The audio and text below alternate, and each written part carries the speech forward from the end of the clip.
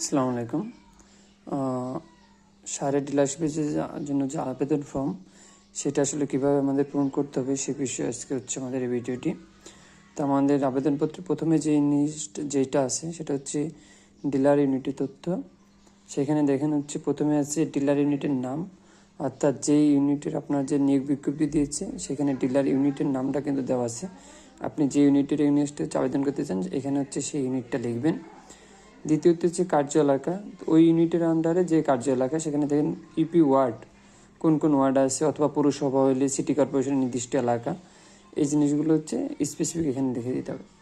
দ্বিতীয়ত যে তথ্যটা চেয়েছে সেটা হচ্ছে আবেদনকারীর ব্যক্তিগত তথ্য। এটা আপনারা মোটামুটি সবাই বুঝতে পারবেন যে এখানে আবেদনকারীর নাম, পিতার নাম, মাতার নাম, তার জন্ম তারিখ, বয়স কত বছর, জাতীয় পরিচয়পত্রের নাম, স্থায়ী ঠিকানা এবং বর্তমান ঠিকানা, mobile phone number, email address, সাথে আছে ট্যাক্স আইডেন্টিফিকেশন নাম্বার। অর্থাৎ আমরা যে আপনি যে ব্যবসা করেন, ব্যবসার জন্য যে আপনি যে আয়কর দেন তার জন্য কিন্তু একটা টিন নাম্বার খুলেছিলেন, সেই টিন নাম্বারটা সেখানে দিয়ে দিবেন। যে 3 নম্বর যে পয়েন্ট আছে সেটা হচ্ছে আপনার ব্যবসায়িক যে তথ্য। ব্যবসায়িক তথ্যের ভিতরে আপনার বিক্রয় কেন্দ্রের হচ্ছে ঠিকানা, যে আপনি যেখানে হচ্ছে বেচা কেনা করবেন, আপনার যে দোকানটা আছে সেই দোকানের যে ঠিকানা আছে সেই ঠিকানাটা এখানে দিবেন। এবার এখানে দেবেন হচ্ছে গুদামের ঠিকানা 2 নম্বরে, যে আপনার গুদামটা আসলে কোথায় আছে।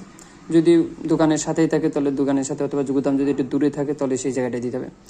গুদামের ধান ক্ষমতা আমাদের কিন্তু কমপক্ষে এবার যে নীতিমালা সেই আলোকে কিন্তু হচ্ছে আপনার 50 মেট্রিক টন দেওয়া আছে। হ্যাঁ, তো আপনার ধান ক্ষমতা কমপক্ষে 50 মেট্রিক টন হতে হবে। গুদামের মালিক যদি নিজস্ব হয় তাহলে নিজস্বতে টিক দিবেন, আর যদি ভাড়া হয় তাহলে ভাড়াতে টিক দিবেন। আপনার যে ট্রেড লাইসেন্স নাম্বার আছে হালনাগাদ, অর্থাৎ এই বছরের, সেটা কিন্তু হালনাগাদ এবং ইস্যুর তারিখটা আপনি দেবেন। আপনার যে 10 লক্ষ টাকার ব্যাংক সচ্ছলতা সনদ, কোন ব্যাংকে আপনি হচ্ছে আপনি ব্যাংক সলভেন্সি যে সার্টিফিকেটটা নিয়ে এসেছেন সেই ব্যাংকের ইস্যুকারী ব্যাংকের নামটা দিবেন। এখানে আমাদের রাষ্ট্রায়ত্ত যে ব্যাংকগুলো আছে যে কোনো একটা ব্যাংক হলে হবে। আমাদের যে জিনিসটা হচ্ছে সবচেয়ে বেশি কনফিউশন হচ্ছে সেটা হচ্ছে কৃষি সম্প্রসারণ অধিদপ্তর হতে সার সংরক্ষণ, বিতরণ, নিবন্ধন নম্বরটা যারা নতুন তাদের জন্য কিন্তু এই 7 নম্বর জিনিসটা হচ্ছে লাগবে না।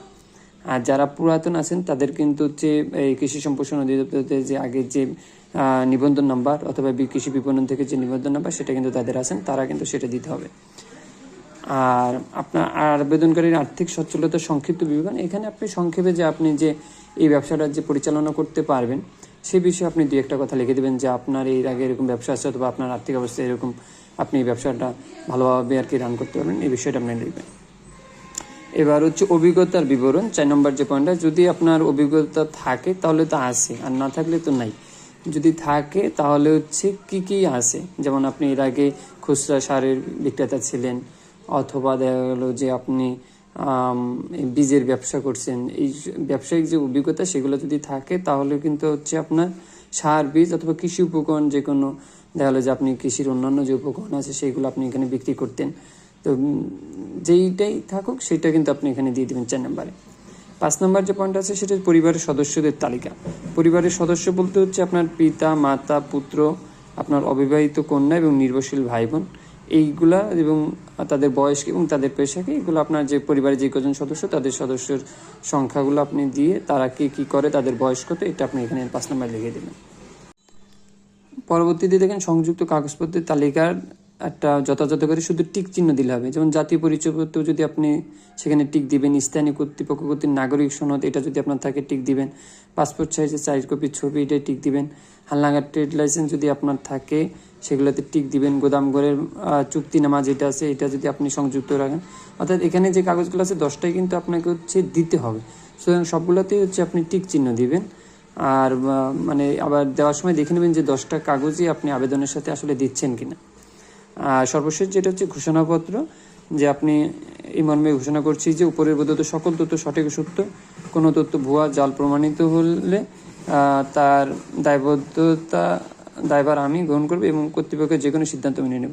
এখানে আপনার নাম, স্বাক্ষর এবং কত তারিখে আপনি এটা লিখতেছেন সেটা দেবেন। পরবর্তী যেগুলো আছে সেগুলো হচ্ছে দাপ্তরিক ব্যবহারের জন্য, এগুলো আপনার করা লাগবে না।